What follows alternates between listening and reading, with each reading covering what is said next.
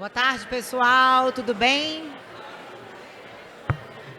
Momentos finais deste nosso segundo seminário mineiro de auditores fiscais. Eu peço a todos, então, para que possam retomar aos seus lugares, para que nós possamos, então, dar sequência à nossa programação deste último dia de segundo seminário mineiro de auditores fiscais do Estado de Minas Gerais, promovido pelas entidades AFENG e Sindifisco-MG.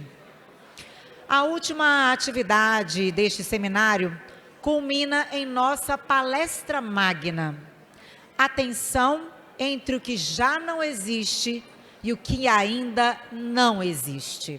A administração tributária e o auditor fiscal pós-reforma.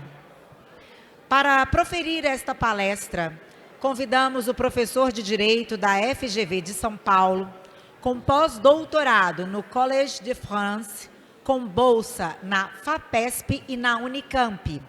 Ele é mestre e doutor pela USP, foi membro da diretoria da ABED por 2 mandatos, membro da comissão de especialistas da Secretaria de Educação Superior do MEC para a área de Direito. Também é coordenador do projeto CAPES Print da FGV, o Direito na Era Digital, e membro do Conselho Acadêmico do Centro de Ensino e Pesquisa em Inovação da FGV Direito São Paulo. Eu tenho a honra de convidar para a nossa palestra magna o professor José Garcês Girard.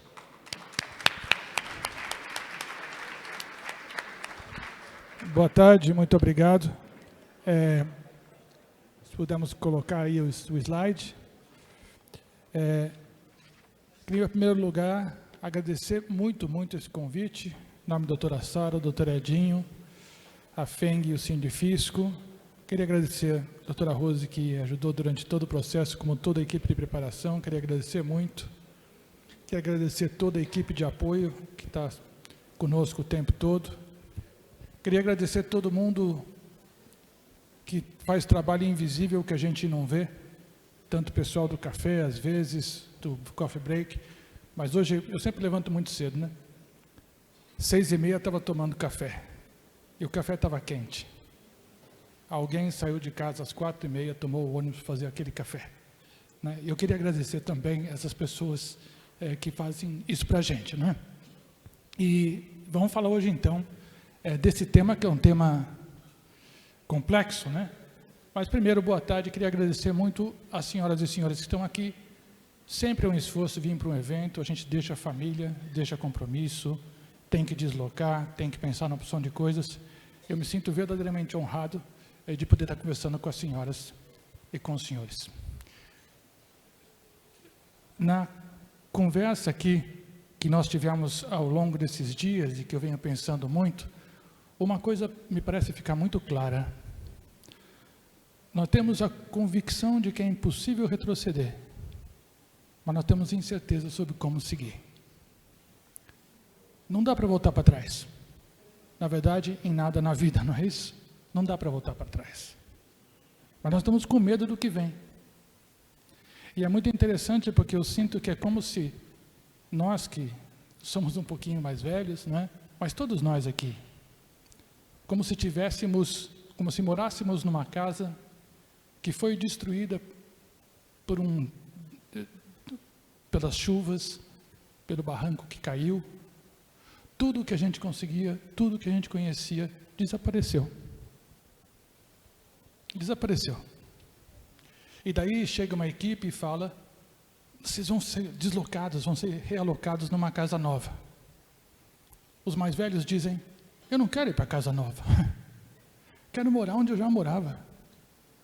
Porque eu tenho memórias ali. Essa não é apenas a minha casa, esse é quem eu sou.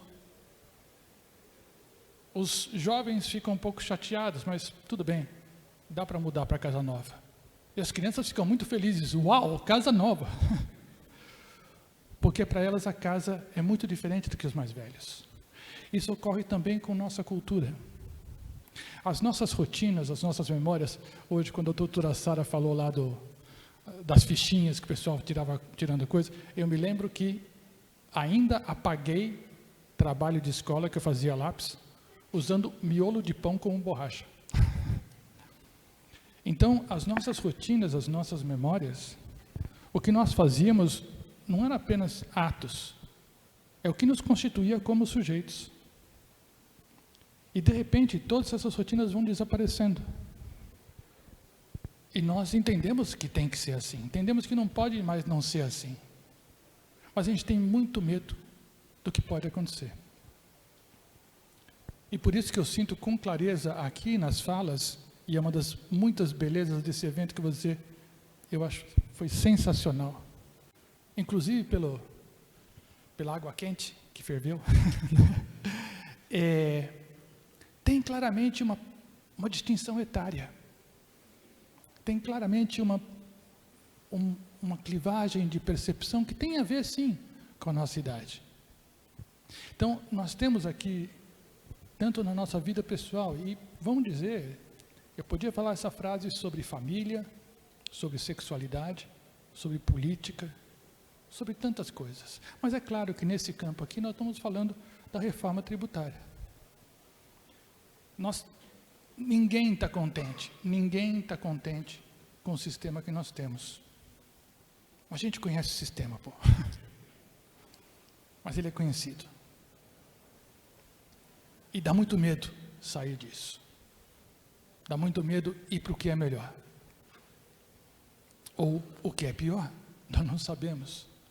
Mas o fato é que nós temos, como seres humanos que somos aqui, nós estamos na situação porque vivemos uma época de ruptura e não de transição. O mundo industrial entrou em colapso. Não vai ter emprego para todo mundo. O Estado não consegue se financiar. As grandes corporações têm um peso importantíssimo. Todo mundo sabe disso. Então nós sabemos que esse mundo não vai voltar atrás. Mas nós não sabemos muito como seguir. Essa é uma angústia característica de épocas de ruptura. E nós vivemos uma época de ruptura. De maneira muito particular, em relação à reforma tributária, eu peguei esse quadro surrealista da moça que pode estar sonhando com o leão, ou pode estar sendo acordada pelo leão, que por algum motivo, todos nós, me perdoem se eu estiver errado, pode ser que não todos nós, mas essa é a minha impressão, mas existe talvez a possibilidade de dizer que nós temos um curioso sentimento de surpresa com a reforma e um incontornável sentimento de urgência. Por que é curioso o sentimento de urgência? De surpresa? Porque pelo menos desde 2019 se fala dessa reforma. E nós estamos falando de auditores fiscais e advogado. Desculpe o termo, mas falando de auditores fiscais e advogados. É nosso trabalho isso aqui. E, no entanto, tem uma hora que parece que a gente está falando assim, mas vai sair mesmo, mas vai sair. Como se fosse inesperado.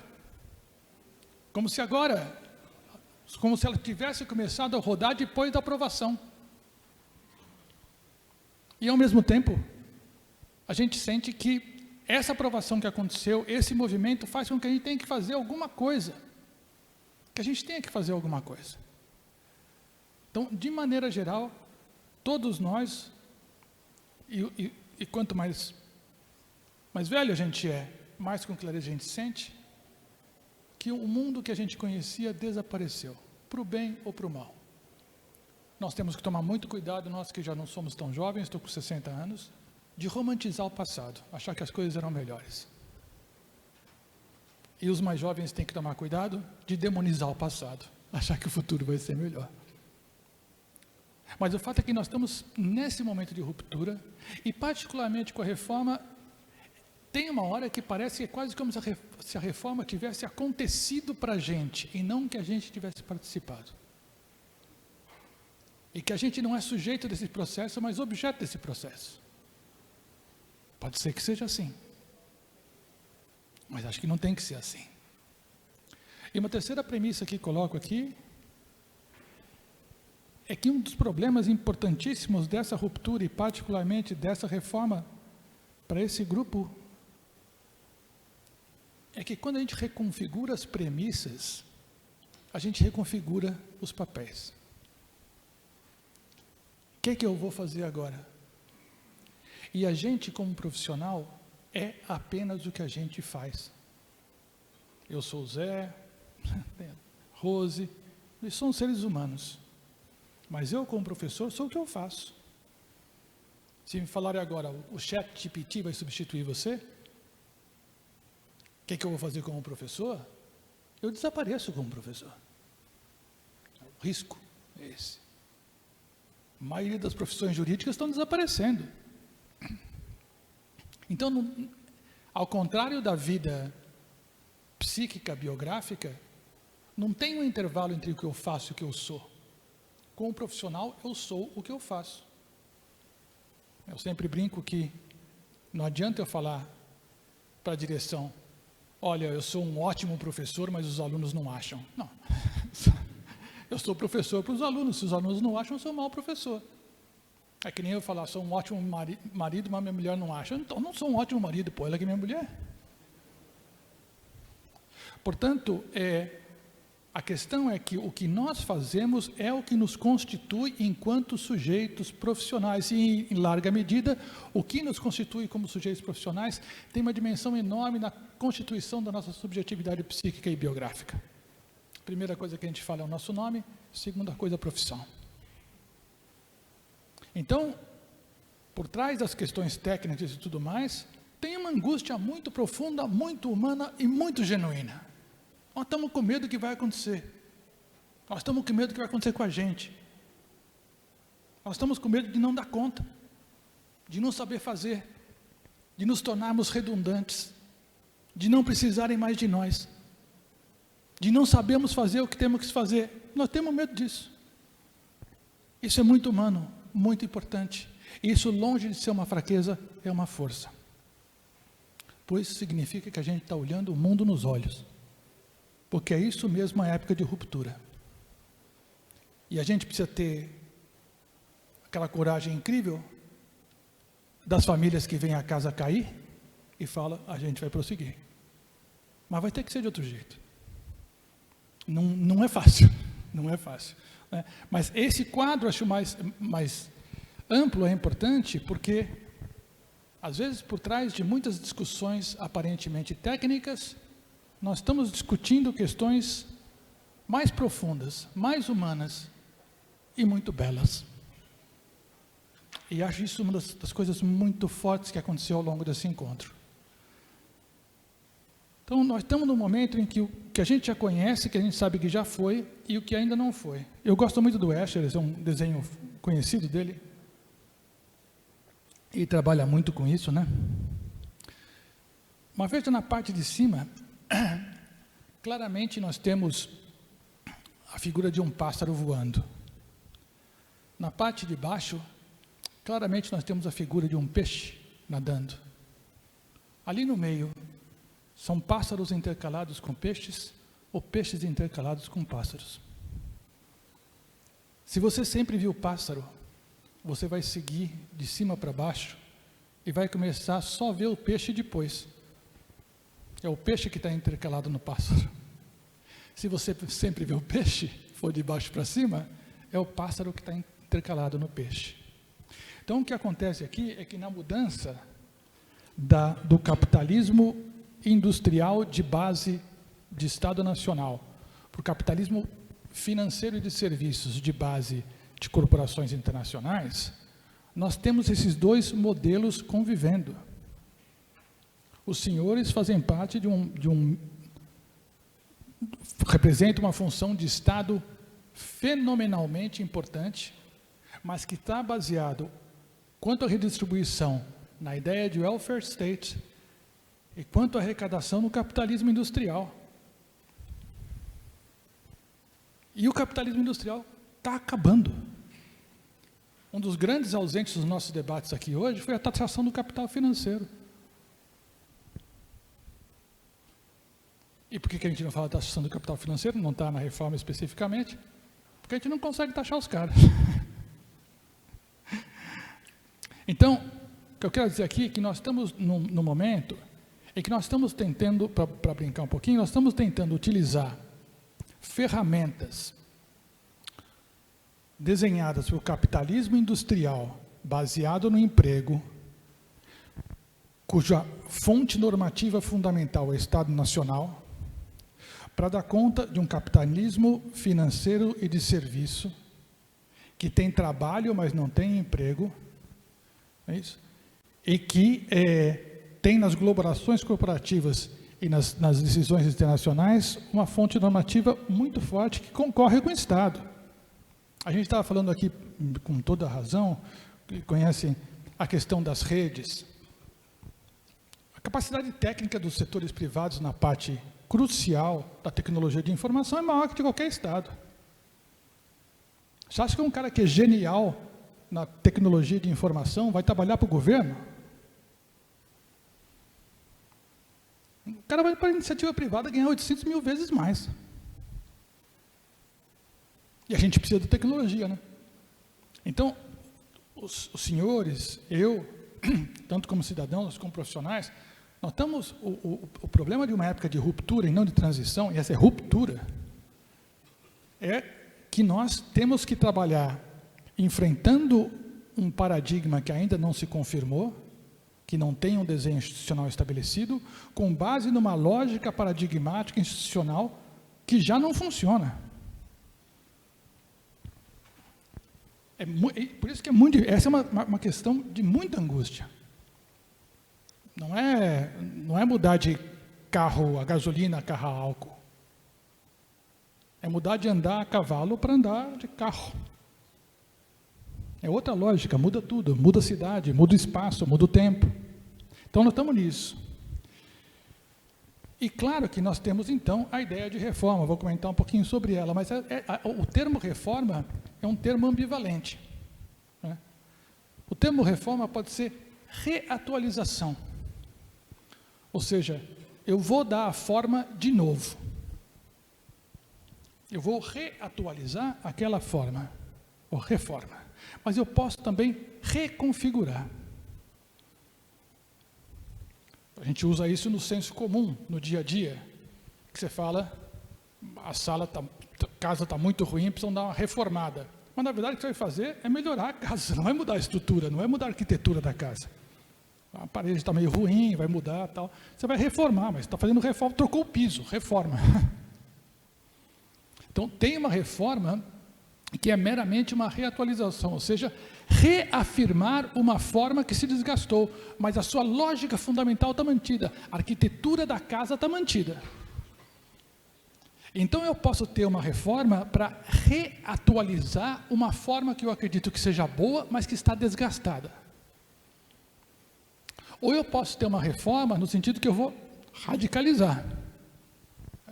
Então, agora não, vou abrir a sala, o banheiro vai ficar. Você vai reconfigurar as duas coisas.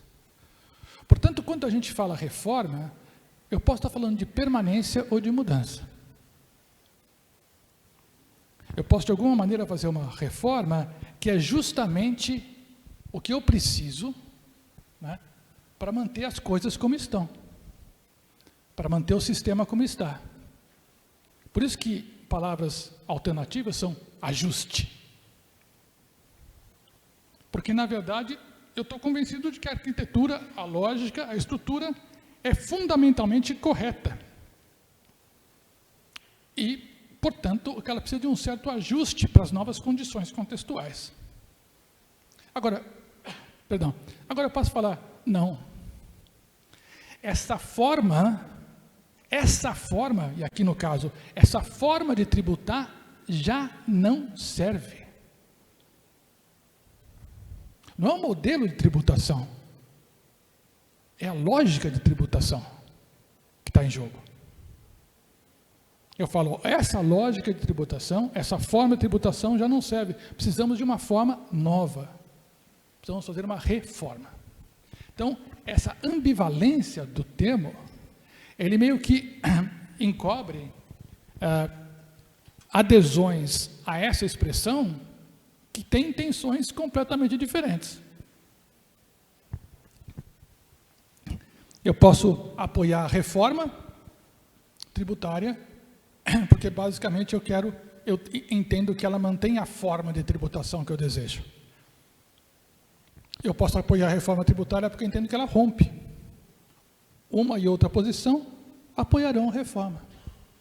Mas um está pensando em permanência e outro está pensando em mudança. Sempre contra esse horizonte de absoluta incerteza. Porque a gente imagina o futuro com base naquilo que a gente viu no passado. Eu só consigo compreender o mundo, compreender as coisas novas, utilizando as categorias que eu já conhecia. Eu vou lá viajar e vejo, sei lá, paella, e eu vou falar, parece sei lá, uma feijoada, mas não é com coisa. Eu vou tentar utilizar as categorias que eu tenho. Então, as projeções, as dúvidas que nós temos sobre o futuro são baseadas nas categorias que nós temos. Então, essa é uma questão da mudança que pode ser, essa ambivalência da reforma, do termo reforma, às vezes passa batido, mas me parece que ela subterraneamente atravessa muitos dos debates que nós fazemos. E daí nós temos mudança. E a mudança pode ensejar resistência, que eu coloquei com letra maiúscula, ou resistências que eu coloquei com letra minúscula. Porque eu acho que, e claro que essa é uma avaliação política, cada um terá a sua, eu acho que há resistências legítimas à reforma, no caso aqui a reforma tributária, ou a forma como elas são expressas. Eu posso, muitas vezes, entender que esse é um sistema que vai se tornar mais regressivo.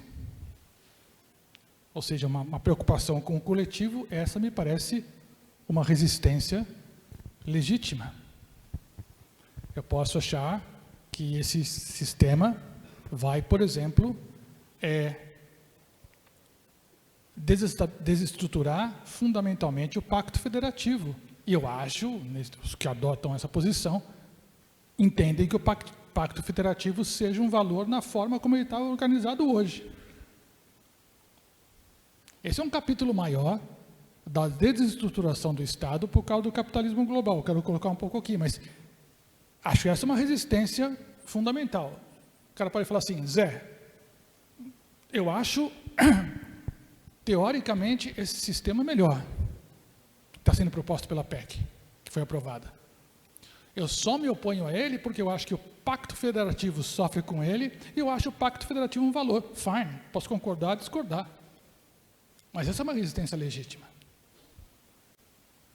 Entretanto, nós temos também, muitas vezes, resistências que são mais problemáticas.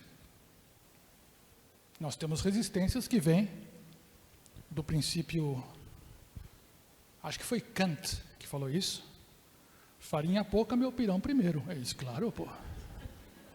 Quero segurar o meu. Seja do ponto de vista, veja, tem resistências ilegítimas do setor privado, porque o cara pode ganhar dinheiro com essa entropia. Podemos ter resistências ilegítimas, não estou dizendo que existam, de escritórios de advocacia que vivem de contencioso nessa área. E o cara não vai falar, não, eu sou contra a reforma porque o escritório vive disso. Ele vai falar, sou contra a reforma porque a cidadania brasileira... Claro, evidente. Então, tem resistências ilegítimas do setor privado. E tem resistências ilegítimas do setor público. Também há argumentos corporativos no setor público. Ninguém quer ficar redundante. E tem resistências legítimas do setor público. Uma pergunta que está aqui, me parece que atravessa muitas das preocupações, é qual é o controle democrático, qual é o grau de discricionariedade que as diferentes populações dentro do Brasil vão ter sobre seus tributos. Preocupações importantes, e algumas delas eu partilho. Será que o Conselho Fiscal, o Conselho Federativo, obrigado. Será que o Conselho Federativo vai arvorar a capacidade de definir a arrecadação do Estado sem o mandato democrático para fazer? Será? Não sei, mas tem resistências dos dois lados, boas e más. E, evidentemente, que, de maneira muito natural para nós seres humanos, nós sempre vestimos nossos interesses mesquinhos de intenções generosas e altruístas. E quando querem desqualificar argumentos que nós fazemos que são generosos e altruístas, as pessoas dizem que eles vêm de razões mesquinhas. Então, nós temos essa tensão aqui na reforma, na discussão sobre a reforma, em que há resistências e resistências, em que o pêndulo vai daqueles que acham que é tudo discussão técnica para os outros que acham que é tudo discussão política e que entram numa batalha de desqualificar o argumento alheio como ilegítimo, mesquinho, corporativo, tacanho, visando apenas o lucro e apresentando o argumento próprio como generoso, amplo, politicamente validado. Eu acho que fiz alguma besteira no slide, mas vamos lá. Agora, a questão da reforma, discutir a reforma, faz parte de um movimento mais amplo. Nós somos uma nação, a gente gosta de falar um país em desenvolvimento, nós somos uma nação na periferia do capitalismo. Nós vendemos soja e minério de ferro. Nós vendemos isso. Portanto, a nossa capacidade de tomar decisões por nós mesmos, eu lamento, é limitada. E quando a gente tem essas aparentemente pequenas coisas do dia a dia, troca ministério, agrada o centrão, não agrada o centrão, é porque nós temos que mostrar uma cara para o mundo que o mundo goste. Então, essa reforma que nós estamos discutindo é um capítulo na história brasileira de buscar se acomodar às demandas de um sistema capitalista que nós abraçamos, mas do qual somos atores importantes no nível subalterno. Então, o capitalismo global mudou. A capacidade de investimento dos fundos privados é impensável. Tem indivíduos, vocês sabem bem isso, que tem indivíduos que têm mais dinheiro que países. Um único fundo de investimento, BlackRock, tinha 3 trilhões de dólares para investir. Todo mundo está precisando de dinheiro. Eu sei que eu estou. Todos os países estão precisando de dinheiro. Você vai fazer o quê? Construir uma estrutura de leis trabalhistas, de leis tributárias, de leis administrativas, que atraiam esse capital ou que tornem mais difícil a vinda desse capital? O Brasil está disputando com Turquia, está disputando com Chile, está disputando com Índia, está disputando com esses caras. Então, desde o início, nós temos que fazer o quê? Nós temos que nos ajustar para sermos atraentes para o capital que nós não temos. É isso. Nós temos que ser atraentes para um capital que nós não temos. E nós precisamos, e isso não é ser... Tem um grau de realismo aqui, pô. Eu quero que aumente a cesta básica, eu quero que tenha uma renda mínima. Eu quero não passar a humilhação suprema como cidadão, que em todo farol vê um ser humano como eu pedindo comida. Eu quero isso. Mas não é Harry Potter, não posso falar assim, criemos dinheiro, não dá. Eu preciso de dinheiro, esse dinheiro vai vir de fora. Investimento direto na produção seria fantástico, mas nós precisamos atrair esse dinheiro. Para atrair esse dinheiro, as pessoas não vão colocar o dinheiro aqui porque elas são altruístas. Vão colocar dinheiro aqui porque elas vão ter retorno. E veja, o mais cruel desse sistema é que não é tem um cara sentado lá em Manhattan falando, vamos ferrar o terceiro mundo. Não.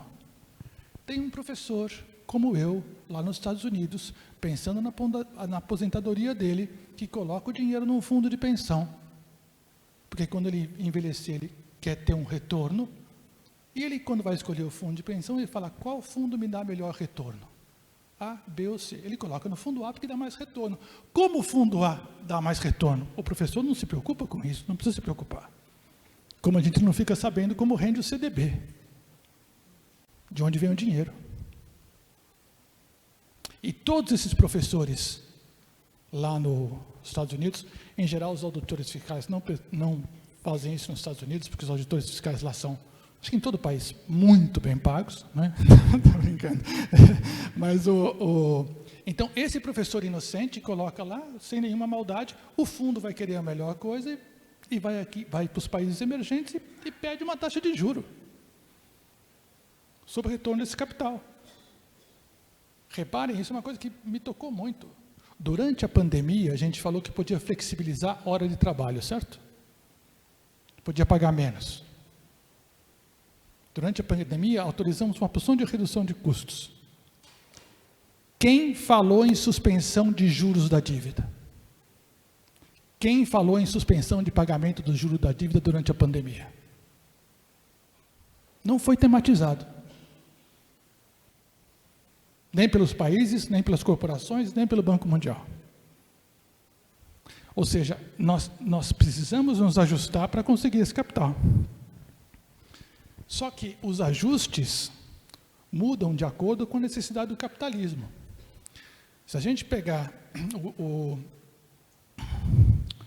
o Bresser tem um livro muito bom, um livro histórico muito bom sobre as crises econômicas no Brasil. Se a gente pegar, por exemplo, o momento em que há uma industrialização, um esforço grande de industrialização, foi uma briga interna aqui dentro enorme. Aqueles que queriam a proteção, os nacionalistas queriam a proteção da indústria nascente, e aqueles que viviam da agricultura, que queriam que o país fosse aberto para os mercados estrangeiros, claro, porque eles exportam. Por que eu vou comprar a briga com o país que compra meu café? Então, cada vez que nós temos uma necessidade de fazer um ajuste na forma de produção, nós temos necessidade não, cada vez que há uma mudança no paradigma de produção capitalista nos países centrais, os países periféricos têm que se adaptar, e essa adaptação mexe com a estrutura interna de poder. O cara que vende café e o cara que está começando uma indústria em São Paulo, quando o Brasil se industrializa, tem posturas completamente diferentes, porque o poder relativo deles muda. No Brasil, nós temos um movimento muito marcado, a meu ver, posso estar equivocado, a minha leitura da literatura a respeito vai nesse caminho, mas as nossas leituras são isso, são leituras particulares que são limitadas. No Brasil, nós temos uma tendência a mudar a estrutura do capitalismo sem mudar quem está no poder. Ou seja, mudamos a forma de produção, mas não mudamos a elite que está no poder. E são várias elites, no plural. Então, no Brasil, nós temos um esforço de acomodação muito, muito, muito forte. Esse me parece uma das características do nosso país. E que o Antônio Cândido descreve nesse famoso ensaio Literatura e Sociedade, que é no Dialética da Malandragem, que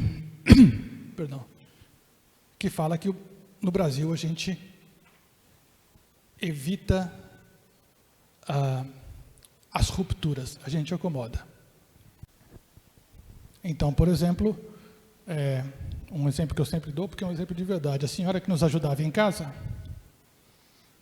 a senhora que nos ajudava em casa, falou um dia, já tem bastante tempo, era uma eleição para prefeito na cidade dela, uma cidade pequenininha, ela falou, torce aí, porque se ele for eleito, o meu irmão vai ser motorista da prefeitura.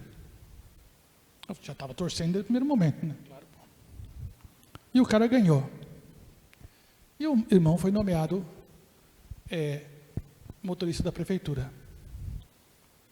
Passa o tempo e tal, e não sei porque a gente está conversando por outra coisa, e ela me revela que o irmão não tem carta. Ela falou assim, mas seu irmão não é motorista da prefeitura? É sim. Mas como se ele não tem carta? Não, a prefeitura não tem carro.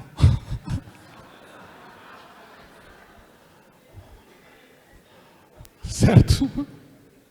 Essa é uma solução muito brasileira. Certo? O cara foi leal a você, te apoiou na eleição, ele vai ter que ser recompensado. A recompensa é um cargo público, preenchido provavelmente por concurso.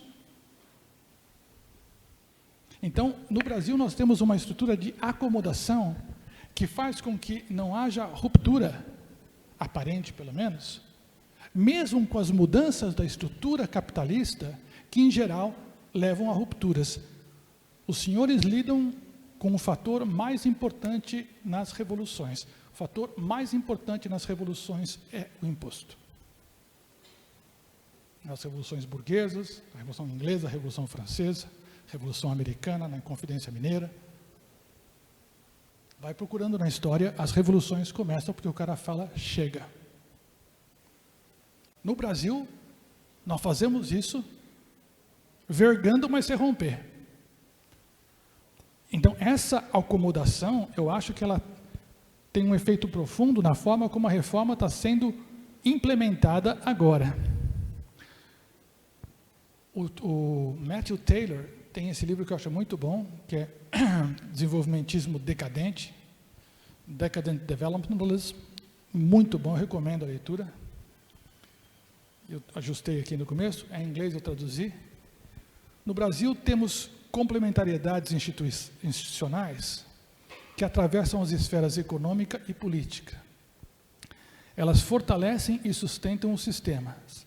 E os incentivos existentes para os atores políticos e econômicos os leva à adoção de estratégias que são as melhores, desde um ponto de vista individual, mas subótimas desde um ponto de vista coletivo. Ou seja, quem tem poder de decisão no Brasil é quem tem poder de veto. Quantas vezes nós ouvimos aqui, e com toda a razão, a expressão foi o que deu para fazer. Não ia passar. Não ia passar não porque o argumento não era bom. Não ia passar porque o cara falou que não ia passar. Porque para o interesse dele é ruim. Então no Brasil nós temos grupos específicos com poder de veto. Sem esse cara não vai. Esse cara não se preocupa em fazer uma proposta boa para todo mundo. O que ele está preocupado é que não piore para ele. O que acontece? O resultado disso é que cada grupo fica numa posição que para eles é melhor, mas que para o país é pior. Então, essa é uma questão muito forte da nossa configuração, por bilhões de razões históricas e tal. Mas acho que o Taylor acerta aí. Quem é importante? Quem veta? Não vai acontecer. Você precisa de mim para provar isso, né? Você precisa do meu grupo para provar isso. Se você não fizer o que eu quero, eu veto, eu não aprovo. E com isso nós somos obrigados a ter sempre a solução subótima. Tudo bem, eu estou totalmente a favor de progressos incrementais, é isso mesmo, não tem que ficar desesperado, falar, não muda nada, muda muita coisa. Brasil sempre é a mesma coisa. Não, o Brasil é muito diferente. Brasil de 70 não é de 80, de 80 não é de 90, muda muita coisa. Mas tem, como nós todos, temos traços constitutivos que cobram um preço. Então, uma das questões, eu acho, que molda a reforma, é que nós temos no Brasil alguns grupos específicos com poder de veto, no seguinte sentido: sem eles você não faz, se atravessa o interesse deles, não faz. Isso é uma questão, está dado. E aqui, eu peço desculpa pelo cabutinismo de colocar um parágrafo de um capítulo que eu publiquei agora, que é sobre a Constituição. Até troquei ideia com o Oscar lá na faculdade por causa disso, porque a ideia fundamental é dele, estava debatendo com a ideia dele. Mas é o seguinte: a Constituição foi super generosa, né? Constituição cidadã, Constituição, etc. Mas muitas das questões fundamentais, a Constituição falou: não, isso a gente vê depois. Os que são mais jovens como eu aqui, que conseguem lembrar de 88, né, vão lembrar que, não, eu fiquei felicíssimo, estava, nossa, né, super feliz. Mas questões fundamentais iam ficar para depois. E daí começa a ter emenda constitucional. Então, ao diferir no tempo o enfrentamento, porque eu estou dizendo isso, que a Constituição conseguiu passar, porque ela ofereceu uma porção de direitos sociais. Está todo mundo com medo da ditadura, né? Com raiva da ditadura, graças a Deus com raiva da ditadura, e querendo dar força ao controle do Estado. Maravilhoso. Controle do Estado rigoroso, Defensoria Pública, Ministério Público, e muitos direitos sociais. É obrigação do Estado, é obrigação do Estado, é obrigação do Estado. Se fosse só isso, não tinha passado, que nem no Chile. Ao mesmo tempo que ela fez, garantiu todos os direitos de propriedade, de lucro, de capital, tudo isso. Ou seja, os constituintes falaram: se for para o enfrentamento, a gente perde. Então vamos acomodar. Graças a Deus que fizeram isso, né? Graças a Deus, porque essa é uma Constituição que eu acho maravilhosa. Mas, ao diferir no tempo esse enfrentamento, o texto constitucional arrisca reforçar a capacidade de grupos politicamente mais organizados protegerem seus interesses particulares, apresentando-os como interesse geral. Por meio do controle do processo de apresentação e aprovação de emendas, esses grupos podem constitucionalizar tais interesses e unir dessa forma a realidade do mando e o vocabulário da lei. Eu coloquei isso em relação à Constituição, mas acho que isso pode ter alguma relevância, alguma ressonância com a reforma tributária. Porque as questões mais cruciais, lei complementar vai decidir. Isso vai ficar para a lei complementar. Há coisas muito importantes, a questão do IVA é importantíssima, mas desde o início nasce com a marca de um compromisso. De um compromisso que, para mim, é quase uma questão muito complexa desde o ponto de vista filosófico, não teórico. Então, essas duas coisas, eu acho, aqui estou quase terminando, me chamam a atenção para esse esforço de acomodação de um país que tem que, por um lado, atender às demandas de um paradigma de produção capitalista que mudou, e, por outro lado, atender às demandas de uma estrutura de poder que há muito tempo estrutura as relações no país. E por isso que nós temos que criar institutos que são peculiares. A ideia do IVA, e peço toda a vênia aqui porque eu sou absolutamente ignorante, mas pelo que eu ouço dos meus colegas e porque os senhores falam, etc. e tal, a ideia inicial é ter um IVA único. Essa é basicamente a ideia. Entretanto, não ia passar. E daí, em vez, já melhora indo para o IVA. Mas não é o ideal, é dual. Isso me parece muito característico da estrutura brasileira. E essa questão do IVA dual, me parece, aí seria uma discussão muito interessante a fazer, eu acho, tem a ver, talvez, com o descompasso entre matrizes de pensar a tributação de corte mais europeu e matrizes de organizar a federação de corte mais americano. E a realidade no meio desmentindo as duas. Mas a questão do IVA dual, por si só, desde um ponto de vista conceitual, é complicado. O livro que eu falei do Oscar, ele tem uma expressão que ficou muito famosa no mundo jurídico para descrever a Constituição. Ele fala que a Constituição está durando tanto tempo, porque para padrões brasileiros está durando muito tempo, porque ela tem uma rigidez complacente. É uma expressão super legal. Mas que diabo é uma rigidez complacente? Basicamente, é rígida, mas não tanto. Basicamente é isso. É isso.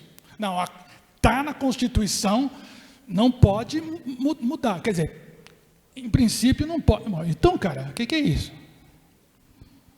Mas é o preço que nós temos dessa acomodação da necessidade de uma configuração econômica que atende o capital e a necessidade de uma configuração política que dá conta das contradições sociais do país. E nesse caso aqui, de novo, falando com sem cerimônia dos ignorantes, mas a União saiu do problema, né? Estados e federação, estados e municípios vão ter que descascar o abacaxi dessa criação conceitual, que é muito interessante, muito criativa, do IVA dual. Outra criação que eu acho que manifesta essa tensão constitutiva da experiência brasileira, que é, na minha percepção, o horizonte dentro do qual se dá a discussão da reforma tributária, sua aprovação, sua votação, etc. e tal, é a questão do Conselho Federativo. Salvo engano, a questão lá e acho que foi dito aqui várias vezes, a questão do número de cidadãos, do percentual populacional, apareceu muito tarde no processo. E ela é muito, muito plena de consequências, como já foi colocado aqui. Por que essa cláusula, que é super controversa, passa e é incluída aos 47 do segundo tempo, e talvez outras cláusulas mais razoáveis, como, por exemplo, o IVA único, não passa. Então, é nesse horizonte que nós estamos trabalhando. E mais interessante, eu acho, e do meu ponto de vista como cidadão, mais preocupante, e acho que dos senhores e senhoras também, mas os senhores e as senhoras, como entendem profundamente disso, têm condição de refletir melhor sobre as implicações, é que muitas das minhas inquietações, a resposta parece ser: isso vai ser por lei complementar. Isso vai ser por lei complementar. Isso vai ser por lei complementar. Mas eu falo, mas quem está controlando? Quem é que faz as leis complementares? Quem é que vai votar as leis complementares? E isso não me deixa exatamente saltitante de alegria, mas é uma preocupação que eu tenho. E eu acho que todos nós, e pode tudo sair muito bem, e eu, em princípio, devo dizer aqui, acho que foi um avanço maravilhoso essa reforma fiscal. Conseguir ter feito isso, colocou o debate em outro patamar. Não tem nenhuma dúvida. Eu conheço o API, conhecia lá da GV, gosto muito dele, acho um cara muito honesto, e acho que foi uma super vitória do Brasil. Mas o diabo está nos detalhes. E tem bastante detalhe, e tem bastante diabo. Então nós vamos precisar ficar bastante atentos a isso aqui, que manifesta, como eu falo, uma forma de ser do país. Para as senhoras e senhores, acho que as angústias são próximas da minha com a minha profissão, mas a primeira questão é: que grau de autonomia a gente vai ter? Porque nós estamos falando de auditores do Estado. como é que o Conselho vai se relacionar com a autonomia estatal? Porque autonomia vem de nomos, né, de norma. Você pode dizer como age e dizer sobre o que age. O Conselho Federativo fará letra morta dessa autonomia? Eu não tenho a mínima noção, mas acho que é uma pergunta importante. Qual que é a abrangência do trabalho? Qual é o objeto do trabalho dos senhores? Como é que vai se tornar? Quando daqui a 10 anos perguntarem o que faz um auditor fiscal estadual, qual é a resposta? Como é que é a dinâmica de trabalho? Agora vamos ter uma atuação nacional? A gente fala muito de cooperação e acho que é espetacular. Vamos ter essa cooperação? Vamos manter mais ou menos funções separadas por fiscos estaduais separados? Não sei. Veja, não estou falando aqui como tributarista, nem estou falando com alguém que estuda o Estado e vê nessa configuração de desenho de máquina estatal perguntas importantes, porque elas têm impacto não na eficiência, mas na lógica do pacto federativo e do sistema representativo e da representação real que está no coração da democracia. Como é que vão ser os recursos para isso? Vai ter recurso para isso? Vai valer a pena colocar dinheiro nisso? Se tem uma coisa que é limitada no Brasil, é recurso. Mas para lá dessas preocupações mais diretamente profissionais, o que eu acho que realmente me deixa muito, muito, muito, muito contente quando tenho o privilégio de participar de um seminário como foi esse, é que no fundo, não estamos discutindo o papel do Estado. E, infelizmente, não é só o Brasil, os estados em geral estão tendo cada vez menos capacidade de tomar decisões relevantes.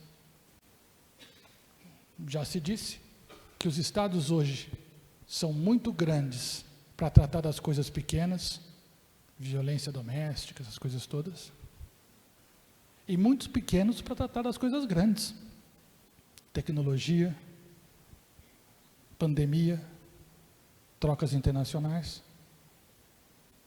capital financeiro, que é muito, muito, muito, muito, muito mais volumoso que capital de comércio internacional, mas muito mais.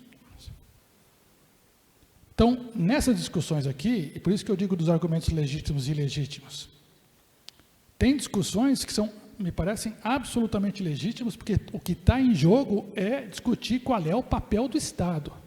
Mas precisamos colocar a discussão nesses termos. Não estou discutindo se eu vou ter essa prerrogativa para mim. Estou discutindo se essa função de Estado merece ser preservada. E por que merece ser preservada? Não estou brigando pela minha cadeira. Estou brigando por um modelo de Estado que pensa o fisco de uma determinada maneira, sua função e sua finalidade. Esse é um debate de gente grande, é um debate bonito, é um debate que dá esperança. E claro, o financiamento do Estado está diretamente ligado a modelos de democracia. Por que de repente no mundo estão sumindo autocratas? Não é que o pessoal se telefona e fala, gente, vamos apoiar autocrata? Não é isso. Porque o capitalismo industrial está se desfazendo e toda a lógica tributária dos estados modernos é baseado em emprego, produção e trabalho, e essas bases estão se esgarçando, os estados têm cada vez menos condição de aurir recursos exatamente no momento que a Seguridade Social se torna mais importante por causa da flexibilização, por causa do desaparecimento do emprego. Eu sempre brinco que sistemas tributários do Estado moderno para a economia contemporânea é como se a gente tivesse um garfo para tomar sopa. E esse Estado está sendo cada vez mais demandado pelas populações para ajudar a se contrapor às consequências sociais danosas da ascensão do capitalismo financeiro. E ele não tem como responder. E daí as populações falam, pô, que me adianta apoiar a democracia? Que me adianta votar? Vou escolher o cara que me lasca? E estão prontas para abraçar salvadores da pátria, à direita e à esquerda. Uma coisa que, no entanto, eu gostaria de ressaltar aqui, é que, inclusive, pelas condições do país que eu falei, o jogo não foi jogado ainda. A reforma tributária, me parece, e aí os que sabem muito mais que eu me louvo neles, vai ser aprovada. Como ela vai ser mesmo, como ela vai se dar na prática, é terreno de disputa. Como de fato ela vai se implementar, é terreno de disputa. Nós não somos sujeitos passivos nessa história, nós somos sujeitos ativos. O grau de sofisticação de debate que nós vimos aqui hoje, com diferentes posições sobre a reforma, coloca as senhoras e os senhores como atores centrais na definição do sentido dessa reforma que vai ser aprovada. O jogo não está jogado. Porque questões cruciais estão em aberto. E bons argumentos técnicos influenciam a opinião pública, e a opinião pública influencia o Congresso. E quem pode gerar bons argumentos técnicos são os senhores, as senhoras. Por isso que o que esse evento faz, que é pensar, é uma atividade política tão revolucionária. Porque se a gente pensar e conseguir construir conceitos que mostrem para as pessoas implicações de decisões, isso impacta o que vai acontecer. Nós não estamos esperando o que vai acontecer no futuro, nós estamos fazendo o que vai acontecer no futuro, por ação ou inação. Então, eu sinto que a beleza desse seminário, da diversidade de posições, da diversidade etária, da diversidade da relação com a tecnologia, é que nós vemos aqui muitas das situações mais amplas que atravessam o nosso país, as dificuldades, mas certamente também a grandeza desse debate. E eu estou muito esperançoso que a gente já deu um passo importante. Acho que a tematização mais próxima e agora a aprovação real de uma outra estrutura fiscal é um grande avanço, que poderá ser mais benéfico ou menos benéfico a partir da forma como ele de fato se implementar, não na Suécia, aqui no Brasil, com todas as circunstâncias que ele tem. Mas o Brasil, com todas as circunstâncias que ele tem, não é algo que impede a nossa ação, é o ponto de partida da nossa ação. E os senhores são agentes centrais na possibilidade desse aperfeiçoamento, e por isso eu queria realmente, como cidadão, agradecer a cada uma das senhoras, a cada uma dos senhores. Muito obrigado mesmo. Boa noite.